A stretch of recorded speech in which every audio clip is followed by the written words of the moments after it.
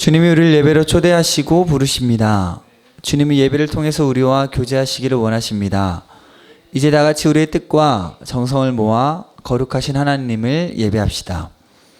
여호와는 나의 목자시니 내게 부족함이 없으리로다. 그가 나를 푸른 풀밭에 누이시며 실만한 물가로 인도하시는도다.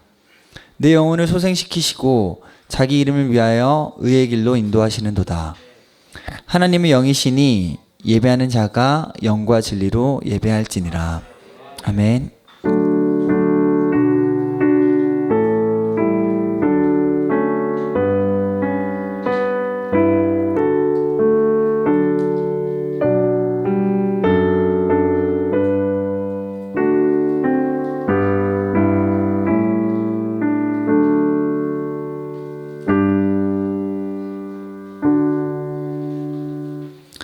다 같이 사도신경으로 우리의 신앙을 함께 고백하시겠습니다.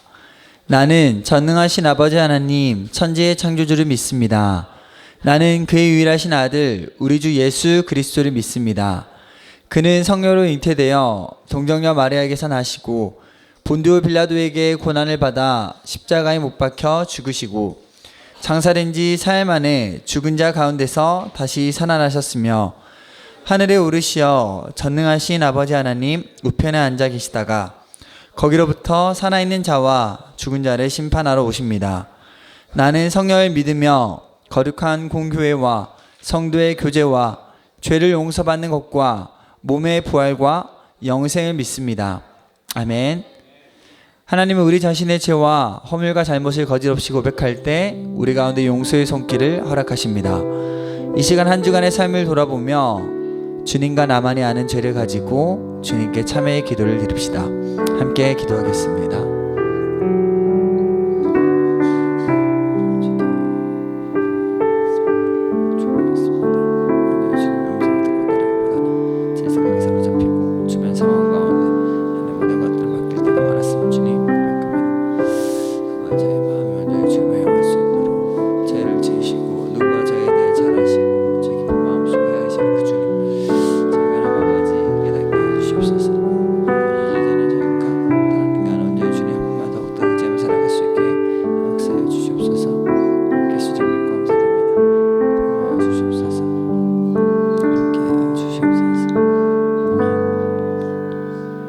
여호와는 마음이 상한 자를 가까이 하시고 충심으로 통회하는 자를 구원하시는도다.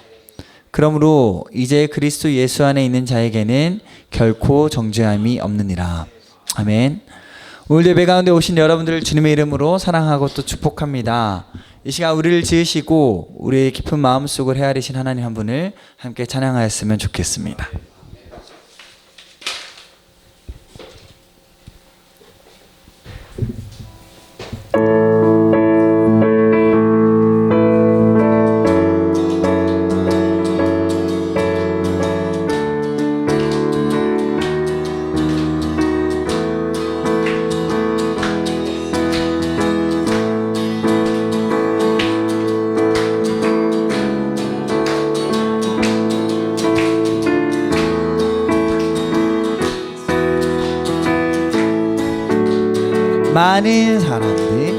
많은 사람들 참된 진리를 모른 채 주님 곁을 떠나갔지만 내가 만난 주님은 참 사랑이었고 진리고 소망이었소. 난 예수가 좋다오. 난 예수가 좋다오.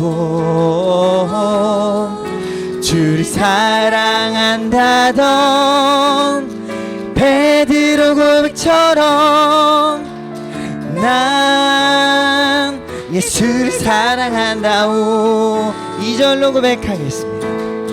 무거운 짐진 자 다 내게로 오라. 내가 너를 쉬게 하리라. 이 길만이 생명의 길 참된 복된 길이라 항상 내게 들려주셨소. 아멘. 난 예수가 좋다오. 난 예수가 좋다오. 주를 사랑한다던 베드로 고백처럼 난 예수를 사랑한다오. 형제 자매여, 형제 자매여, 참된 행복을 찾거든 예수님을 만나보세요. 그분으로 인하여 참 평안을 얻으며 나와 같이 고백할 거요. 난 예수가 좋다오. 난 예수가 좋다오. 주를 사랑한다던 베드로 고백처럼 난 예수를 마지막으로 한 번 더 고백할까요? 난 예수가 좋다오. 난 예수가 좋다오. 주를 사랑한다던 베드로 고백처럼 난 예수를 사랑한다오. 아멘.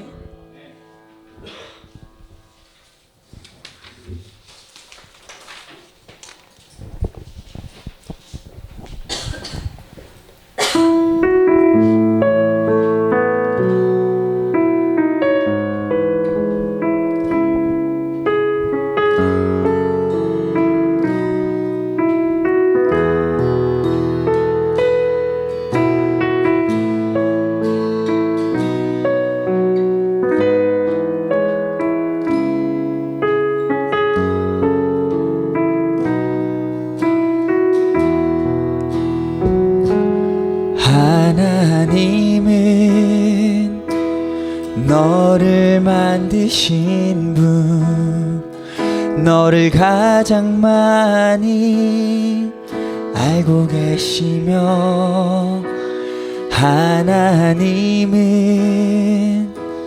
너를 만드신 분, 너를 가장 깊이 이해하신단다. 하나님은 너를 지키시는 분, 너를 절대 포기하지 않으며, 하나님은 너를 지키시는 분, 너를 쉬지 않고 지켜보신단다. 그의 생각 셀 수 없고, 그의 자비 무능하며, 그의 성실 날마다 새롭고, 그의 사랑 끝이 없단다.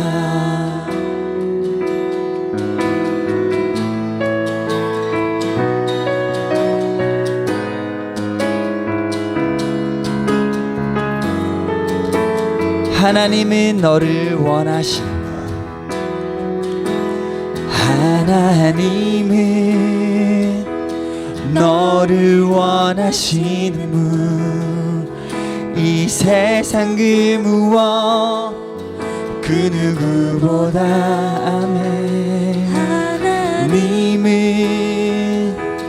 너를 원하시는 분 너와 같이 있고 싶어 하신다. 하나님은 너를 인도하는 분 하나님은 너를 인도하는 분 광야에서도 폭풍 중에도 아멘 하나님은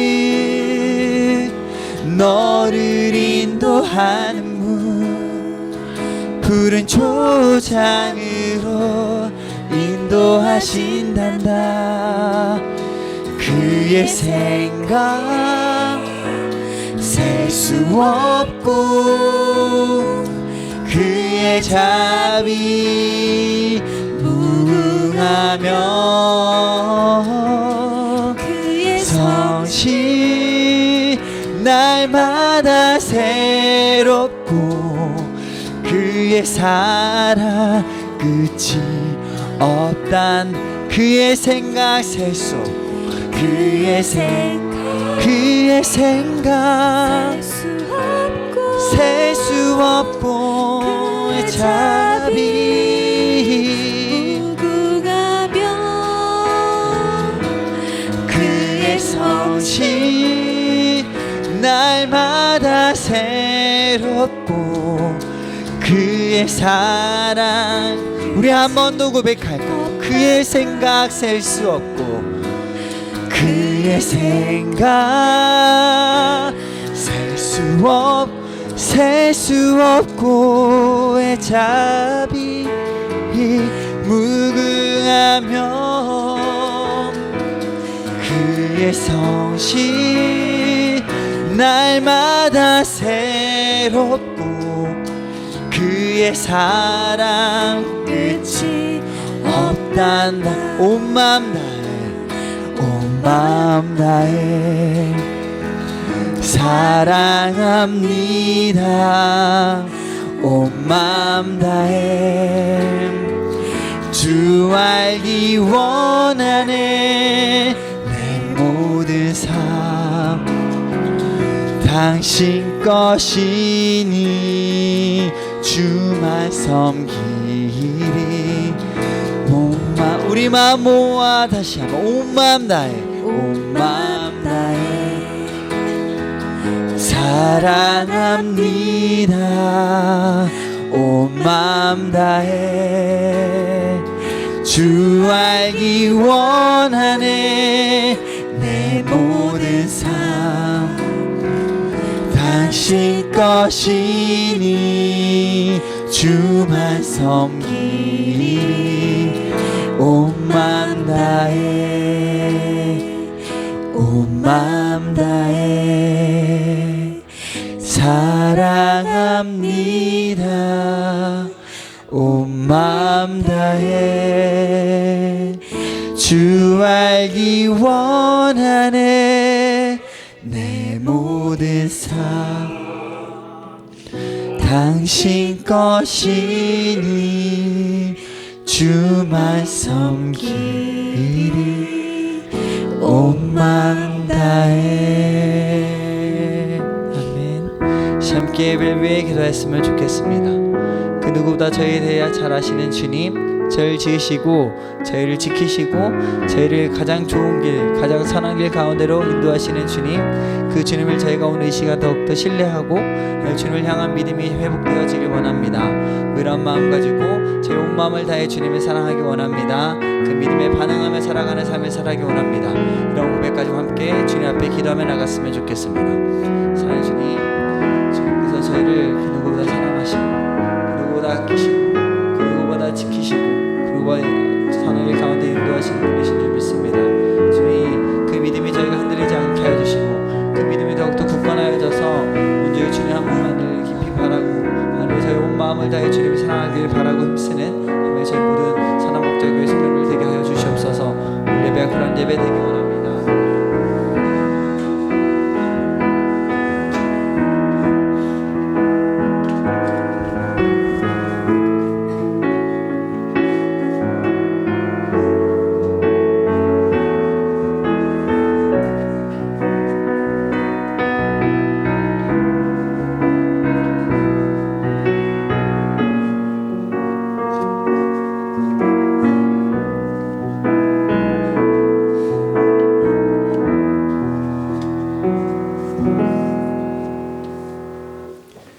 사랑과 은혜가 풍성하신 하나님, 주의 집에 사는 자들은 복이 있다 하였습니다. 주께 힘을 얻고 그 마음에 시온의 대로가 있는 자가 복이 있다 하였습니다. 우리 모든 성도님들이 주의 집을 사모하는 열심과 그런 거룩한 마음을 가지기 원합니다. 그런 복된 성도님 되게 하옵소서. 거룩한 주일을 구별하여 거룩하게 지키라 하신 주님, 주일 중심으로 우리의 시간을 계획하고 사용하게 하여 주옵소서. 주일에 주께 복을 받고 힘을 얻어 한 주간 승리하는 자들 다 되게 하옵소서. 세상에서 살아갈 때 우리 자신의 지혜와 힘으로 살지 않고 주님이 주시는 지혜와 능력으로 살기 원합니다. 어려운 환경에 놓일지라도 좌절하거나 낙심하지 않고 우리의 눈을 들어 모든 문제 해결자이신 주님을 바라보며 어려운 상황을 하나하나 풀어가는 자들이 되기 원합니다. 주님, 우리의 예배에서 마음의 중심이 하나님께 향하기 원합니다. 주님만이 영광을 받으시고 높임을 받으시옵소서. 또한 우리의 예배를 통해서 우리의 속된 생각과 마음 또 잘못된 행동들이 고쳐지고 바로 잡히게 하옵소서. 우리 예배를 통해서 치유하시는 주님을 바라보고 은총을 받아 마음이 치료되고 질병도 치유되어 병마에서 자유롭게 하옵소서. 아픈 곳이 낫게 하시고 괴롭히는 것들이 떠나게 하옵소서. 마귀가 우는 사자처럼 삼킬자를 찾고 있다 하였습니다. 하지만 우리 모든 성도님들이 깨어 기도함으로써 마귀의 미혹에 빠지지 않고 더욱 주님께 속한 자가 되게 하옵소서. 우리의 가정과 직장 또 학업을 주님께서 지키셔서 그 모든 곳 속에서 열매가 맺어지기 원합니다. 수고한 것이 땅에 떨어지지 않도록 주 안에서 잘되는 형통함이 있기 원합니다. 가정이 복음에서 하나가 되고 평안해지기 원합니다. 자녀들이 학업에서 수고하는 것들이 주 안에서 좋은 결과로 나타나기 원합니다. 또 직장에서 일하는 것들이 선한 결과가 있기 원합니다. 우리 선한목자교회가 이 가락동 지역에 주님의 뜻 안에 세워졌으니 언제나 그렇듯 주님의 뜻을 받아 복음을 전하고 교회다운 교회의 모습을 가지게 하옵소서. 모든 성도가 성령 충만하여 기쁨과 감사가 넘치게 하옵소서. 찬양을 할 때도 기도를 할 때도 말씀을 들을 때도 은혜가 되어서 은혜를 더욱 사모하고 그 은혜로 살아가는 복된 성도님 다 되게 하옵소서. 교회 학교 자녀들의 미래도 주 안에 있기 원합니다. 자녀들이 믿음을 가지는 최고의 축복을 받기 원합니다. 믿음으로 살아 주님을 기쁘시게 하고 세상을 이롭게 하는 주의 복된 자녀로 세워 주옵소서. 우리 조국 대한민국을 주님께서 지켜주셔서 전쟁으로부터 보호하여 주시고 남북 간의 관계가 평화로운 관계가 되게 하시고 속히 통일이 되어서 북한 땅에도 복음이 온전하게 선포되게 하옵소서. 우리 교회에서 기도하며 후원하는 선교사님들이 계십니다. 그들의 사역 가운데 주님이 기름 부어주셔서 내잔이 넘치는 그런 은혜를 받아 사역하게 하여 주옵소서. 윤석열 대통령에게 지혜를 주셔서 하나님을 경외하며 국민들을 위한 바른 정치를 할 수 있도록 은혜를 베풀어 주옵소서. 의료계의 여러 가지 좋지 않은 소식이 들려옵니다. 의료의 문제도 하루속히 해결이 되어서 환자들의 피해가 없기를 원합니다. 우리나라가 약한 사람을 보호하고 국민들은 힘들고 어려운 이웃을 섬기는 자들이 되게 하옵소서. 그리스도인들이 더욱 이 일에 동참하게 하옵소서. 오늘 주님께서 주시는 말씀을 잘 받아 새롭게 되기 원합니다. 믿음과 감사로 주의 말씀을 받게 하옵소서. 우리의 예배가 주님이 기뻐하는 거룩한 예배가 되기를 원하며 예수님의 이름으로 기도드립니다. 아멘.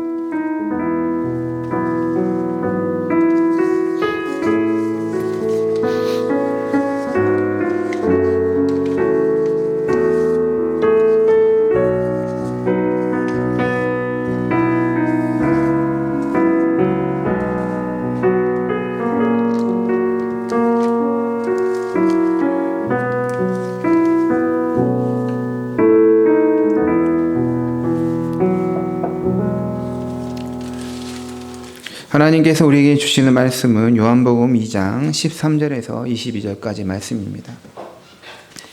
요한복음 2장 13절에서 22절까지 말씀입니다.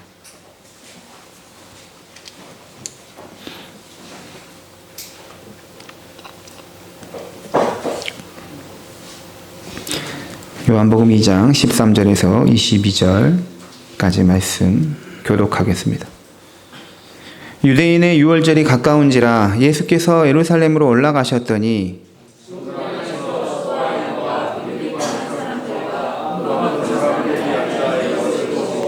노끈으로 채찍을 만드사 양이나 소를 다 성전에서 내쫓으시고 돈 바꾸는 사람들의 돈을 쏟으시며 상을 엎으시고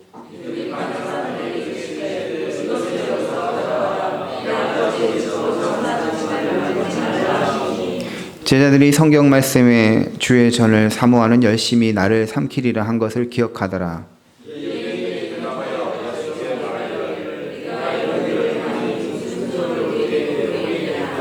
예수께서 대답하여 이르시되 너희가 이 성전을 헐라 내가 사흘 동안에 일으키리라.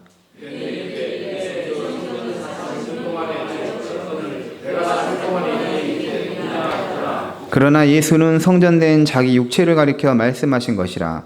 죽은 자 가운데서 살아나신 후에야 제자들이 이 말씀하신 것을 기억하고 성경과 예수께서 하신 말씀을 믿었더라. 아멘. 이 시간에 김광선 전사님께서 특별 찬양으로 하나님께 영광 올려드리겠습니다.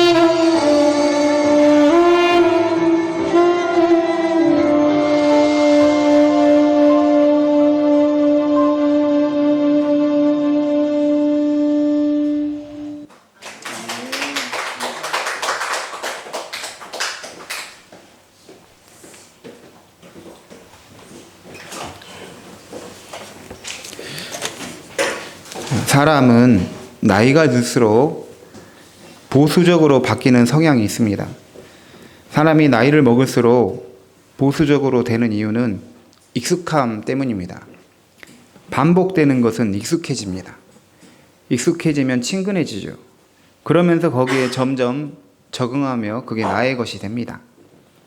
그렇게 될 때 자신이 수용하여 받아들인 생각, 행동, 습관이 쉽게 고쳐지지가 않습니다. 그런데 우리가 알아야 할 것은 그 익숙함, 그 친근함, 그 당연한 것들에 대해서 예수님은 그렇지 않다고 선언하신다는 사실입니다. 요한복음 2장은 예수님의 공생의 그 초기 사역에 대한 증언인데 두 가지 중요한 사건이 언급됩니다. 하나는 이 가나의 혼인잔치에서 물을 포도주로 바꾼 사건입니다. 다른 하나는 오늘 읽었던 예루살렘 성전을 깨끗하게 하신 사건입니다. 두 사건의 공통점이 있는데 바로 변화입니다. 가나의 혼인잔치에서 물이 포도주로 바뀐 것은 정말 가장 강력한 변화를 보여줍니다. 물을 아무리 오래 둬도 포도주가 될 수가 없습니다. 물이 포도주가 되려면 이 H2O가 이제 물인데 탄소, C가 들어와야지만이 포도주가 될 수 있기 때문입니다. 밖에서 탄소가 들어와야 물이 포도주로 변화가 될 수 있는 것이죠. 예수님께서 이 땅에 오신 이유는 변화를 위한 것입니다. 물이 포도주로 바뀌듯이 엄청난 드라마틱한 변화를 주기 위해서 이 땅에 오신 것입니다. 외부에서 탄소가 들어올 때 물이 포도주로 변화가 되듯이 성도는 자신 밖에 있는 예수님을 영접할 때 변화를 받는 것입니다. 예수님이 예루살렘 성전에 들어가셨을 때도 마찬가지입니다. 성전은 본래 아버지의 집이었는데 이제 장사하는 집이 되어버렸습니다. 그래서 장사하는 집이 되어버린 성전을 아들이 직접 깨끗하게 정화하는 사역을 하신 것입니다. 이것도 변화를 일으키는 사역인 것이죠. 물이 포도주로 바뀌는 변화, 장사하는 집이 되어버린 성전을 다시 경건한 예배가 있는 성전으로의 변화, 둘 다 목적은 변화입니다. 성도는 어떤 사람입니까? 예수를 믿는 사람은 어떤 사람입니까? 변화를 수용하는 사람이에요. 변화를 원하는 사람입니다. 예수님이 일으키는 변화라면 그 어떤 익숙함도 습관도 바꿀 수 있는 그런 변화를 받아들인 사람이 바로 성도인 것이죠. 로마서 12장 2절에 너희는 이 세대를 본받지 말고 오직 마음을 새롭게 함으로 변화를 받아서 하나님의 선하시고 기뻐하시고 온전하신 뜻이 무엇인지 분별하도록 하라, 이렇게 말합니다. 저희 선한 목자교회는 장로교단에 속합니다. 대한예수교 장로에 더 깊이 들어가면 통합 측이죠. 그리고 이 장로교는 주로 유럽에서는 개혁교회라고 불렀습니다. 미국과 한국에서는, 영국에서는 장로교라고 부릅니다. 장로교와 개혁교회는 이름만 다를 뿐이지 같은 근원에서 나왔어요. 같은 목적을 지향합니다.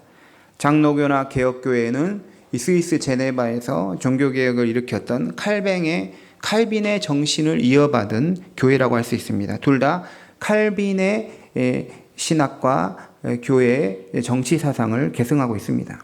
이 개혁교회가 가지고 있는 매우 중요한 구호가 있습니다. 라틴어로 에클레시아 레포르마타 셈페르 레포르만다입니다. 번역하면 개혁된 교회는 항상 개혁하는 교회이다입니다.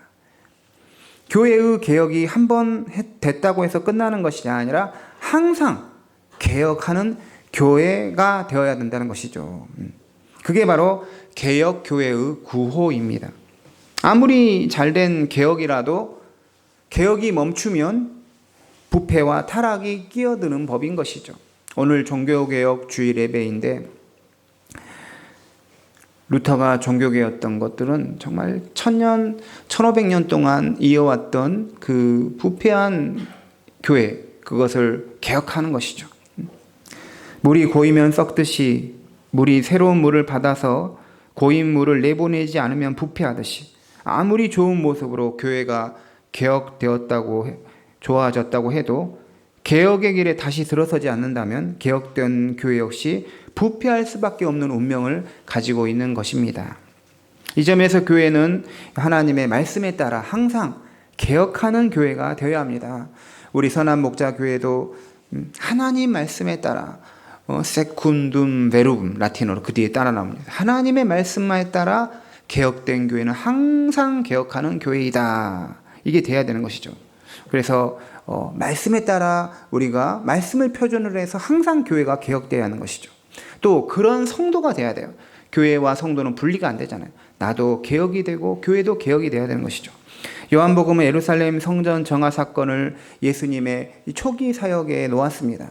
예수님의 공생의 기간은 총 3년인데 그래서 예수님이 제자들을 삼아 교육하고 자신을 메시아로 알리는 이 공적인 사역을 3년 동안 행하셨는데 예수님은 사역의 첫 해에 예루살렘 성전에 가셔서 이 성전을 정화하셨다고 요한복음은 증언하고 있습니다. 또한 마태, 마가, 누가복음에 따르면 예수님의 그 공생의 마지막 해, 이 세 번째 해에 성전을 정화했다라고 증언하고 있습니다. 그러니까 이 요한복음과 또 다른 세 복음서를 종합해서 보면 예수님께서 예루살렘 성전을 이 첫 해와 마지막 세 번째에 정화시켰다는 것을 알 수가 있는 것이죠. 그렇다면 이것은 우리에게 어떤 의미가 있을까요? 먼저는 예수님께서 사역을 시작할 때, 사역의 첫 해에 그리고 사역이 끝날 때 두 번이나 성전을 정화할 정도로 예수님께서는 성전을 깨끗하게 하시는 사역을 매우 중요하게 생각하셨다는 것을 우리에게 보여주고 있습니다. 성전을 깨끗하게 하는 사역이 예수님께서 중요하게 여겼던 사역이라는 걸 알 수가 있죠. 그래서 예수님을 믿는 우리 성도 역시 성전을 깨끗하게 하는 일에 동참해야 한다는 사실을 일깨워 주는 것입니다. 성도란 어떤 사람입니까? 예수님 따라가는 제자입니다. 그래서 예수님이 중요하게 여기시는 사역은 나도 우리 성도도 중요하게 여기어야 되는 것이죠. 두 번째는 다음은 이 한 번의 성전의 정화로 성전이 깨끗해지는 것이 아니라 계속해서 성전은 깨끗해져야 한다는 사실을 우리에게 말해주고 있는 것이죠. 앞에 말한 것처럼 개혁된 교회는 항상 개혁하는 교회가 되어야 한다는 그 슬로건처럼 예루살렘 성전 역시 또다시 개혁이 되어야 함을 말합니다. 그런데 그렇습니다. 예루살렘 성전뿐만 아니라 모든 이 지상의 교회들은 어떤 교회가 돼요? 개혁을 하는 교회가 되어야 한다는 것이죠. 개혁교회, 이 장로교회뿐만 아니라 모든 교파를 떠나서 모든 교회는 개혁하는 교회가 되어야 하는 것이죠.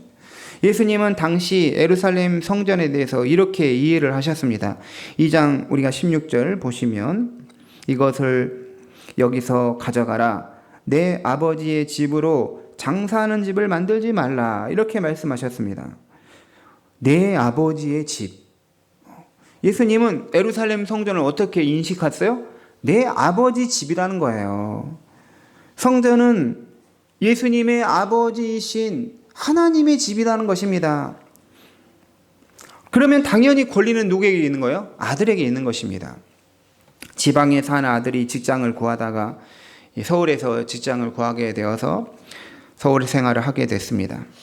서울에서 살던 아들이 하루는 이 지방에 있는 아버지 집에 내려갔습니다. 그랬더니 아버지 집에서 모르는 사람들이 들어와서 잔치를 벌이고 있는 것이죠. 음식을 만들어 먹고 오물과 쓰레기를 막 집안 곳곳에 버려두고 있는 것입니다. 그런 일이 있다면 아들이 어떻게 해야 됩니까? 집을 더럽힌 사람들에게 당장 여기서 뭐 하십니까? 나가십시오. 이렇게 해야 되는 것이죠. 그런데 그 중에 한 사람이 당신이 뭔데 우리한테 나가라 마라 하느냐라고 말하면 뭐라고 해야 됩니까? 내가 이 집 주인의 아들입니다. 그러면 어떻게 돼요? 나가게 돼 있습니다. 예. 예루살렘 성전은 누구의 것이죠? 아버지의 것인 거예요. 저도 예전에 저희 집에서 새로운 이제 집을 이제 분양받아서 아파트로 들어갔는데 참 기뻤어요. 이제 아파트에 살게 됐구나. 강주에서 어머님께서 이렇게 집을 분양받아서 사는데 당시에 형들 친구들이 집에 놀러를 한 번씩 왔어요. 그런데 어느 날 제가 집에 들어갔더니 형 친구가 선풍기 틀어놓고 집에서 혼자 공부하고 있더라고요. 굉장히 당황스러웠습니다. 아, 여기 내 집인데, 우리 집인데, 어떻게 비밀번호까지 알고 있는 거예요. 그래서, 막 뭐, 물도 마시고, 뭐, 거기서 너무 자기 집처럼 살고 있더라고요. 제가 형 친구기 때문에 말은 못했지만, 그냥 있었지만, 이게 이상한 거죠. 그러니까, 예수님께서 이상한 거예요. 내 아버지의 집인데, 이걸 이상하게 망가뜨립니다. 어떻게 해야 돼요? 고쳐야 되는 것입니다. 집에 대한 권리는 아버지의 아들이신 예수님이 가지고 계시죠. 그래서 성전을 더럽혀진 성전을 봤을 때 예수님께서 모른 척하고 그냥 간과한 것이 아니라 그것을 고치신 것입니다. 성전이 내 아버지의 집이라는 말에는 성전은 또한 하나님의 거하시는 집이라는 뜻도 가지고 있습니다. 성전이 특별한 것은 그 건물 자체가 아닙니다. 거기에 주님이 계시기 때문에 특별한 것이죠. 사실 아무리 건물이 화려해도 잘 지어졌더라도 주님이 안 계시면 아무것도 아닌 것입니다. 그래서 처음에 하나님이 거하실 처소를 이스라엘 백성들에게 주실 때는 화려한 건물이 아니라 텐트였습니다. 텐트, 장막, 성막이었습니다. 하나님은 건물인 성전이 아니라 천막인 성막에서 먼저 거기에 계신다 하셨죠. 이것은 무엇을 말하죠? 장소나 어떤 공간 전체가 본질이 아니라는 걸 말하는 거죠. 거기에 주님이 계시면 천막이어도 거룩한 곳이 되는 것입니다. 주님이 계시면 거기가 아름다운 곳이 되는 것이죠. 낭트 칙령이 취소되면서 자유롭게 믿음 생활하던 프랑스 개혁교도들, 그걸 위구노라고 하는데요. 위구노들에 대한 대대적인 박해가 프랑스 정부에서 했습니다. 많은 사람을 가두고 추방하고 죽이고 했죠. 엄청난 박해를 겪으면서 프랑스 개신교도들은 광야의 시대를 거쳐야 했습니다. 그 기간이 1685년부터 1787년, 102년이나 됐습니다. 102년 동안 박해를 받으면서 믿음을 지켜야 했습니다. 그들은 예배 당을 뺏겼습니다. 그들은 집과 일자리를 잃고 산으로 들로 피하여 생활했습니다. 그렇게 100년 동안 생활한 거예요. 그들은 주일마다 다른 장소에서 예배를 드렸습니다. 이번 주일은 골짜기에서 모여서 예배드리고, 다음 주일은 언덕에서 예배드리고, 그 다음 주일은 산속에서 예배드리고, 어디든 그곳은 하나님이 계시는 예배 장소가 되었습니다. 프랑스 위구노 성도들은 흩어져 있다가 주일이면 모여서 예배를 드렸습니다. 신앙을 지키기 위해서 박해를 받으면서도 골짜기, 산, 들판에서 모여서 하나님을 예배했습니다. 목사님은 설교하실 때 이동식 강대상, 쉽게 움직일 수 있는 강대상에서 설교를 했습니다. 장소보다 중요한 것은 거기에 주님이 계시는 것이죠. 그곳이 바로 성전인 것입니다. 그런데 그런 상황에서도 당시 예배 드리던 것들이 그림으로 남겨져 있는데 여성 성도들은 가장 예쁘고 아름다운 옷을 입고 예배를 드리는 거예요. 그 어려운 박해 상황에서도 하나님 앞에 드린 예배는 거룩하게 드린 것입니다. 제가 또 스위스의 제네바 교회, 제네바 신학대학 교수님과 이야기를 하는데 스위스 시골에서 일하는 농부들, 이런 일꾼들이 평일에는 그냥 아무렇게나 옷을 입는데 주일에는 가장 멋진 옷을 입고 교회에 온다는 거예요. 그 주님을 위한 마음으로 예배드리고 그랬다는 것입니다. 구약에서 성막이 아버지 하나님이 거하실 집이 된 것처럼 예수님 오신 이후로는 교회가 하나님의 집이 되었습니다. 디모데전서 4장 15절에 너는 너로 하여금 하나님의 집에서 어떻게 행해야 할지를 알게 하려 함이니 이 집은 살아계신 하나님의 교회요 진리의 기둥과 터니라 했습니다. 성도 한 명 한 명이 모여서 교회가 되고 이 교회가 곧 성전인 것입니다. 성전은 장소보다 중요한 게 성도들의 모임 안에 주님이 거하실 처소가 되는 것입니다. 함께 지어져 갈 하나님의 처소가 되는 게 교회의 본질인 것이죠. 에베소서 2장 22절에 너희도 성령 안에서 하나님이 거하실 처소가 되기 위하여 그리스도 예수 안에서 함께 지어져 가느니라.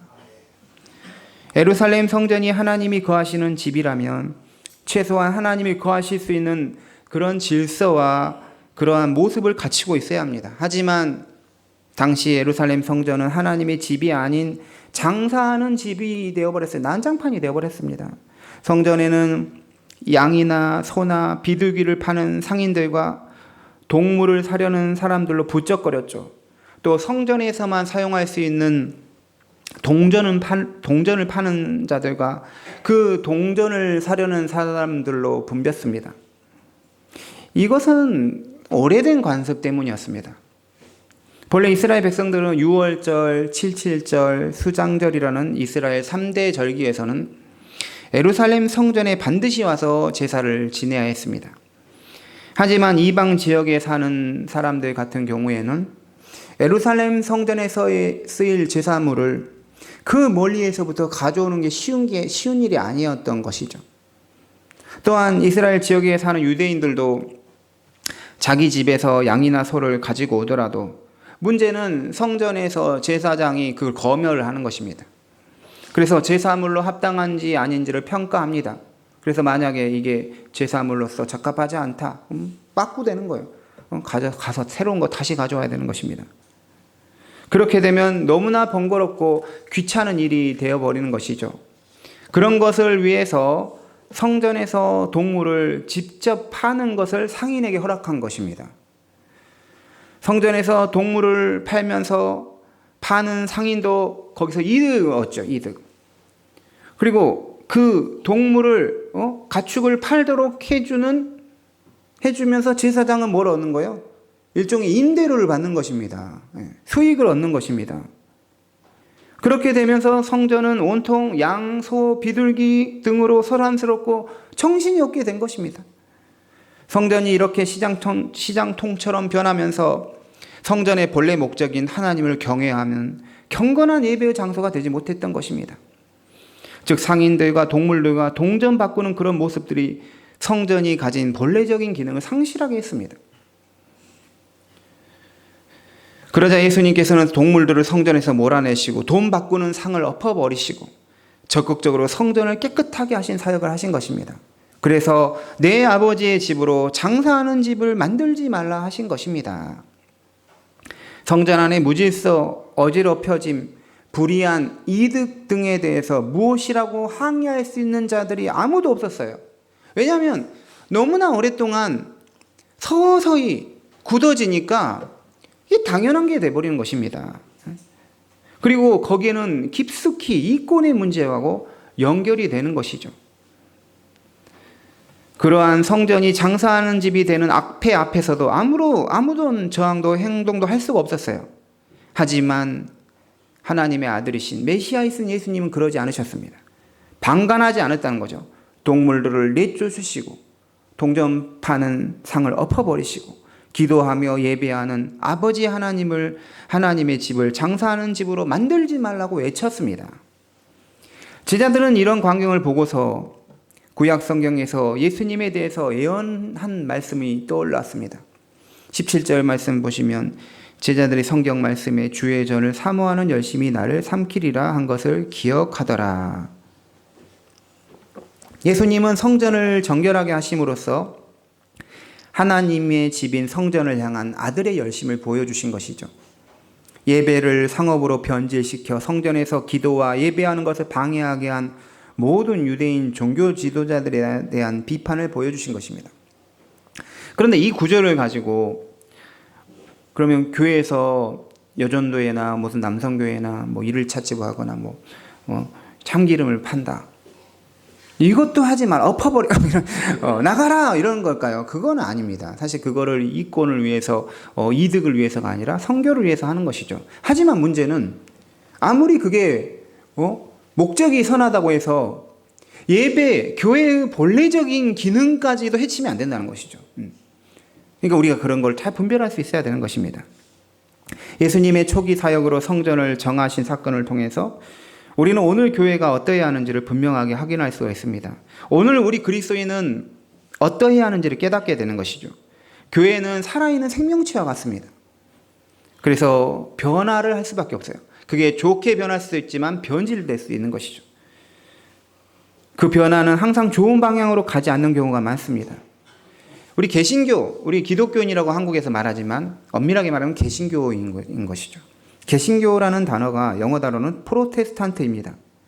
이 프로테스탄트라는 말은 문자적인 의미는 저항하는 자들이란 거예요. 같이 해서 저항하는 자들. 네. 예수님이 성전에서 프로테스트, 저항하다, 저항했던 것처럼 개신교들은 저항하는 자들이에요. 부패와 불의와 타락에 대해서 프로테스트, 저항해야 하는 자들인 것이죠. 항거하는 자들입니다. 처음에 카톨릭 교회의 입장에서, 로마 카톨릭 교회의 입장에서 이 개신교도들에 대해서 비꼬듯이 말한 게 저항하는 자들, 다른 말로 하면 불만이 많은 자들, 이런 게 쓰인 것이죠. 비난적으로 했던 말이 개신교인의 정체성이 된 거예요. 불의에 저항하는 자들, 부패에 저항하는 자들, 항상 거룩을 향해 저항할 수 있는 자들이 개신교도들의 자기 정체성인 것입니다.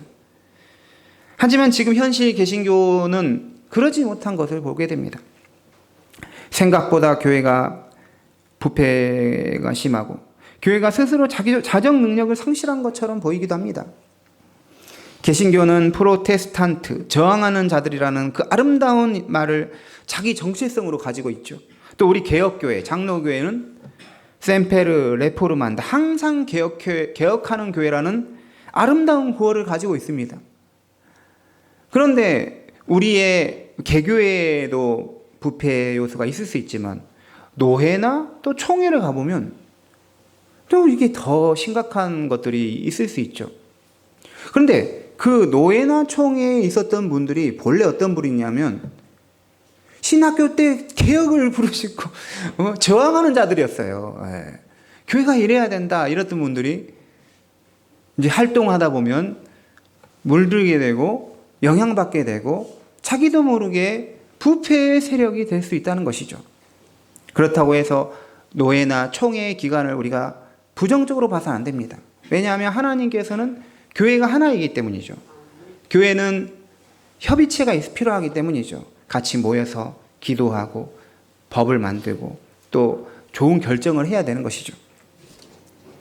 교회가 개혁을 중단해버리면, 그리고 목회자도 개혁을 중단하면 얼마든지 타락할 수 있고 얼마든지 부패할 수 있다는 것을 보여주는 것입니다. 예수님께서는 성전을 정하시면서 스스로 당신이 성전이심을 알리셨습니다. 예루살렘에 있는 공간적인 성전이 아니라 스스로 성전 되심을 증언하셨죠. 19절 말씀 같이 읽겠습니다. 예수께서 대답하여 이르시되 너희가 이 성전을 네, 21절을 또 보겠습니다. 그러나 예수는 성전된 자기 육체를 가리켜 말씀하신 것이라. 구약 시대에는 예루살렘 성전이라는 특정 공간이 성전이 되었죠. 그것을 통해서 믿음 생활을 이어왔다면 예수님이 이 땅에 오시면서 예수님 자신이 성전이 되시고 예수님을 믿는 자들의 모임인 교회를 성전되게 하신 것입니다. 예수님을 믿는 한 사람 한 사람을 하나님께서 거하시는 성전이 되게 하셨어요. 예수님께서 죽으시고 부활을 승천하시면서 우리에게 성령을 보내주셨고 우리를 성령의 전으로 만드셔서 하나님의 전이라는 이름을 성도 한 명 한 명에게 주신 것이죠. 그래서 그리스도의 몸인 교회를 이루게 하신 것입니다. 우리가 뭐가 되는 거예요? 성전이 되는 거예요. 우리 모임이 뭐가 되는 거예요? 성전이 되는 것입니다. 과거에는 어떤 한 공간이 성전이었다면 이제는 예수를 믿는 우리가 교회라는 이름으로 불리는 성전이 되었고 예수님을 믿는 우리 한 사람 한 사람이 성도라는 이름으로 가진 성전이 된 것입니다. 그 점에서 과거에 예수님이 예루살렘 성전을 하나님의 집에 맞도록 거룩하게 하신 것처럼 지금 그리스도를 믿는 백성들의 모임인 교회 역시 성전이라는 이름에 맞는 개혁, 곧 거룩함이 있어야 하는 것이죠. 그리고 더 나아가서 예수를 믿는 자녀인 한 사람 한 사람, 그리스도인이 그리스도의 말씀으로 정화되어 개혁되는 역사가 일어나야 합니다. 우리는 공적으로 교회를 항상 하나님의 말씀에 따라 정화시켜야 하는 과제를 가집니다. 또한 우리는 사적으로 우리 한 사람 한 사람이 정화되어 성전으로 살아가야 하는 과제를 가진 것이죠.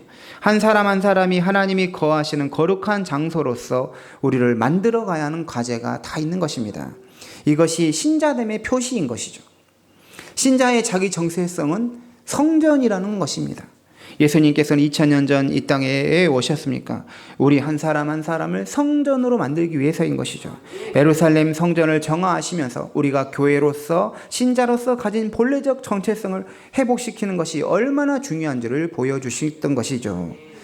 성전을 정화한 사건은 앞에서 말한 것처럼 결코 자연스러운 게 아닙니다.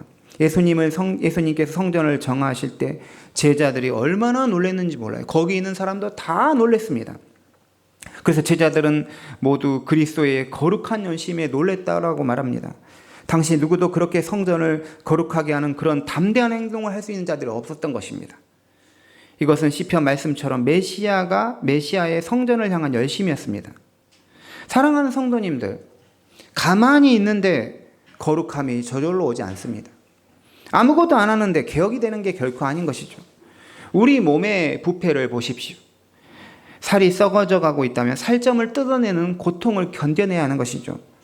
암덩어리를 제거해야 살 수가 있는 것입니다. 그것을 제거할 때는 얼마나 큰 고통이 뒤따릅니까?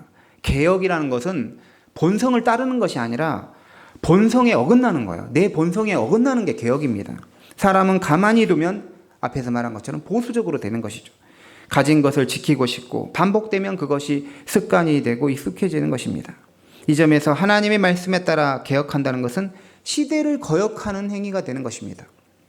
변화는 마치 강한 물살을 거꾸로 거슬러 올라가는 것처럼 힘들 수가 있는 것이죠. 가만히 있으면 강한 물살에 같이 떠내려가는 것입니다. 우리가 이 세상을 살아갈 때 그리스도인도 가장 힘든 게 뭐냐면 모방입니다. 세상이라는 것은 끊임없이 우리를 모방하게 합니다. 다른 사람이 하는 것을 안 하면 뭔가 위기의식을 느끼고 나도 해야 되겠다, 뒤처져 가는 것처럼 느껴지는 것이죠. 세상은 끊임없이 우리를 그 강한 물살로 흘러가게 한다는 것이죠. 그랬을 때 그리스도인들은 어떻게 해야 되냐? 그것이 아니다라고 선언할 수 있고 거꾸로 거슬러 올라갈 수 있어야 한다는 것이죠. 하나님의 자녀다운 모습을 보여줘야 한다는 것입니다. 영적인 몸부림이 있어야 돼요. 하나님 말씀 앞에서 우리는 끊임없이 자신을 점검해야 됩니다. 우리는 항상 하나님과 그의 말씀 앞에서 그 하나님 앞에 서 있어야 하는 것이죠. 우리가 마지막으로 붙들어야 할 교훈은 이 교회의 개혁과 그리스도인의 개혁은 자기 개혁이 아니라는 사실을 알아야 됩니다. 오늘 말씀의 제목이 뭐냐면 예수님의 종교개혁이었습니다.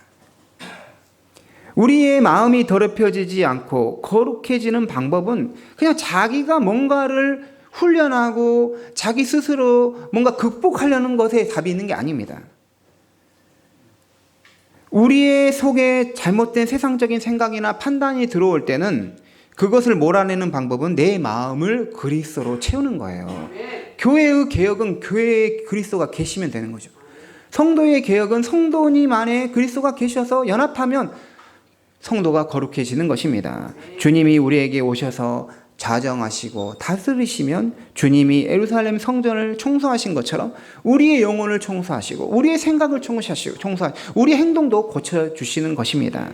그러므로 교회의 개혁은 우리 교회의 개혁과 성도의 개혁은 예수님의 개혁이 되어야 합니다. 주체가 누구예요? 예수님이 행하시는 것이어야 되어야 한다는 것이죠.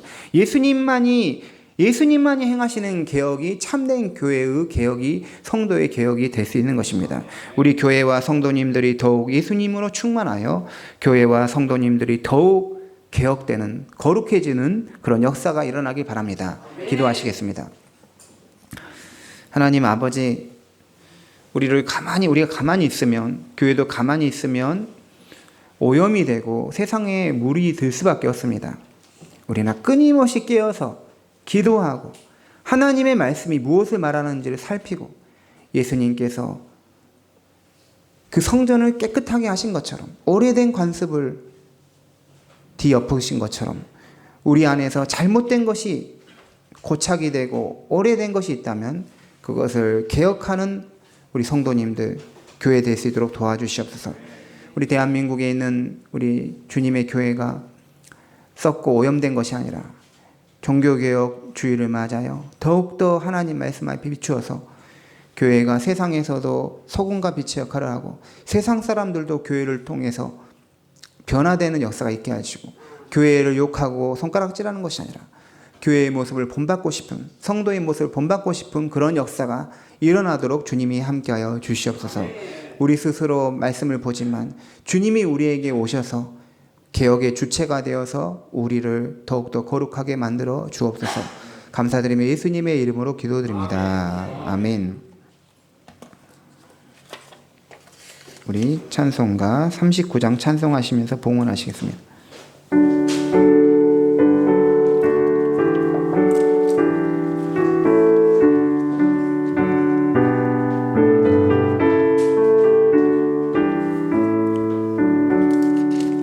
주은혜를 받으려 모인 성도들 주 크신 뜻 깨닫게 하옵소서.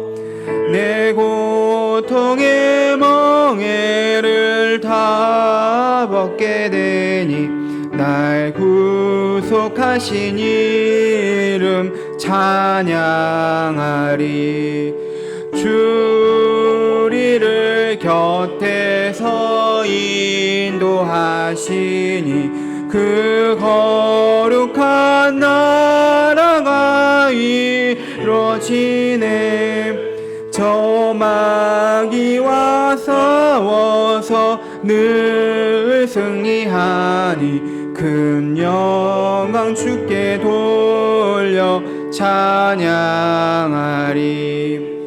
주 우리의 방패와 창검 되시니 나 승리의 주님을 따릅니다.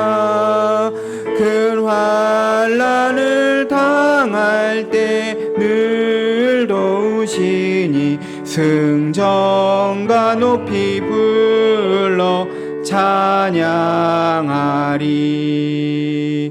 아멘.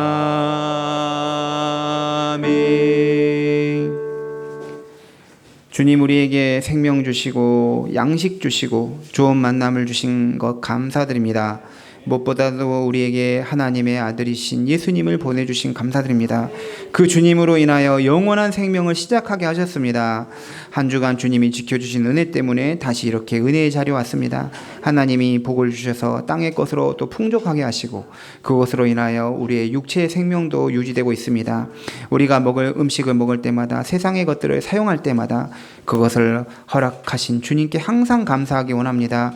원망과 불평보다는 감사와 자족하는 마음이 있게 하옵소서. 주님 저희가 세상에서 탐욕과 게으름의 노예가 되지 않기를 원합니다. 우리에게 주어진 시간, 에너지를 세상을 이롭게 하고 우리에게 주어진 과제를 책임감 있게 사용되게 하옵소서. 우리에게 새로운 비전을 주시고 소망을 주셔서 낙심과 좌절을 이겨내고 주어진 삶에서 승리하게 하여 주옵소서. 주님이 우리 삶에 은혜 주신 감사해서 우리에게 있는 물질을 주님께 드립니다. 감사의 예물, 주일헌금, 11조와 목적 헌금을 주님께 드립니다. 우리의 예물을 연락하시고 드리는 손길에 복의 복을 더하여 주옵소서. 우리가 주님께 물질을 드림으로써 더욱 물질이 풍족해지는 은혜를 또한 누리게 하옵소서. 우리의 봉헌이 교회의 교회됨을 위해서 사용되게 하시고 주의 나라가 확장되는 데 사용되게 하여 주옵소서. 우리가 주님께 이 봉헌을 드릴 때 물질과 함께 우리의 마음과 우리의 몸을 함께 드리기 원합니다. 예수님의 이름으로 봉헌의 기도를 드립니다. 아멘. 감사합니다.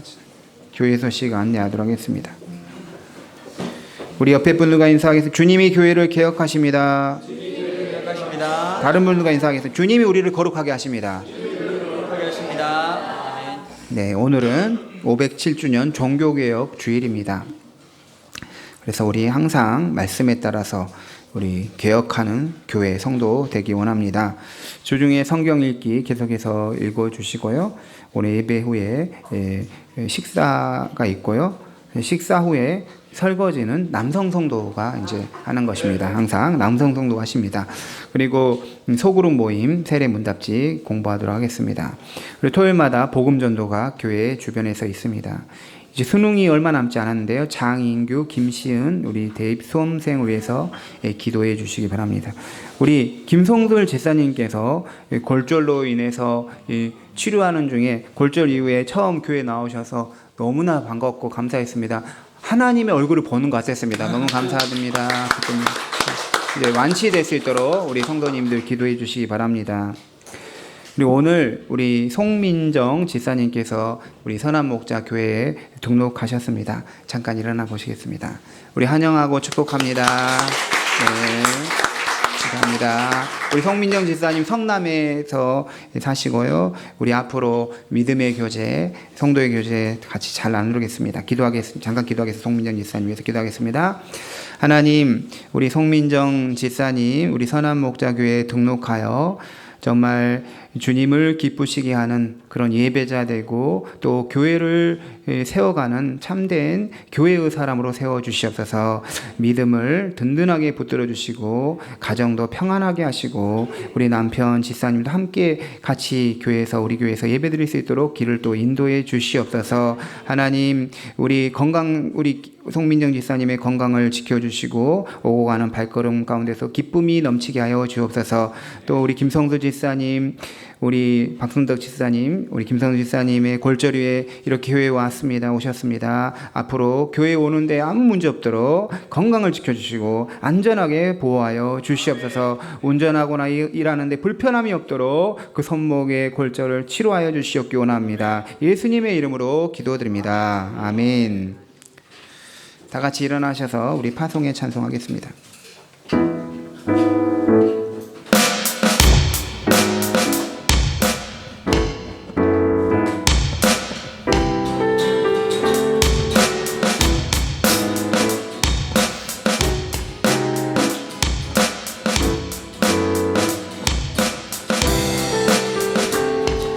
주와 같이 길 가는 것 즐거운 네 아닌가.